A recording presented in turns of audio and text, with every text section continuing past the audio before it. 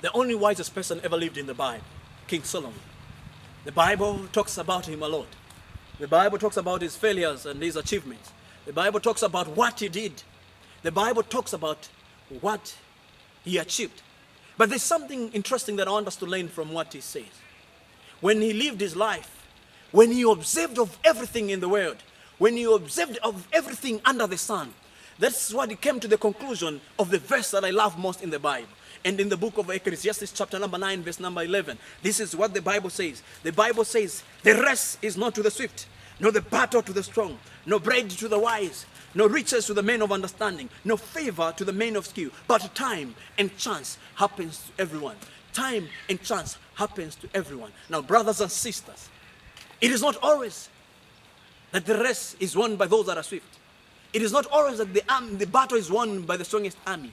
It is not always that favor is given to the men of skill, but time and chance happens to everyone. Now, I want you to know and I want you to notice, brothers and sisters, the fact that you are educated today, it does not mean it is the knowledge and your favor. The fact that you're somewhere today, it does not mean it is your favor and your chance. But God has allocated time. God has allocated chance for each and everyone. The fact that you're sick today does not mean forever you'll be like that. The fact that you're let down today does not mean forever you'll be like that. But God has allocated time and God has allocated chance for each and every one of us. The least thing we can do is to thank Him and allow Him that despite the challenges, despite the problems, despite the sicknesses, despite the trials and affliction that we go through, whatever happens for a purpose and for a reason. And there is always a lesson that we may need to learn at the end of it all. And we need to thank God of all the circumstances. We need to thank God of all the challenges. We need to thank God of all the pandemics and what we find ourselves in, because God has a purpose for each and everything that happens in our life. And we need to thank God because this God that we worship is a God that will be there, and is a God who is there, and is a God that determines the future of each and everyone. Our hope and our future is determined, is all in God and God Himself. Therefore, my brothers and sisters, God has allocated time and God has allocated chance for each and everyone. Because when you are there, do not laugh for your friend who is there. And when you see your friend or your brother, your sister healthy, when you see them sick, don't laugh at them, because it is not going to be permanent. It is there for a short while. There is no situation that is permanent. And we have that assurance from the Bible. We have that assurance from the Bible, because the Bible gives us assurance that one day, despite whatever is happening, we will come to an end. And for sure, it will come to an end. Today, my brother, today, my sister, today, my mother, today, my father, I want you to know, despite the problems, despite the challenges, despite what is happening in the world, there is hope in the Lord.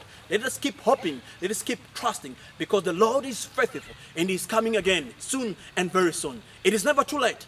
It is never too late. Keep believing, keep trusting. It doesn't matter how long it has taken. It doesn't matter how long God has delayed. He has not delayed, He's still on time.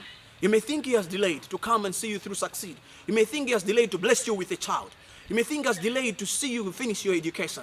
You may think He has delayed to help you. You may ask a lot of questions, but why, Lord? I want you to know that God has allocated a time and chance for each and everyone. And the time and chance He has allocated, it is allocated different to each and every one of us. We are not going to achieve whatever we are going to achieve at the same time. We are not all going to be married at the same time. We are not going all to produce at the same time.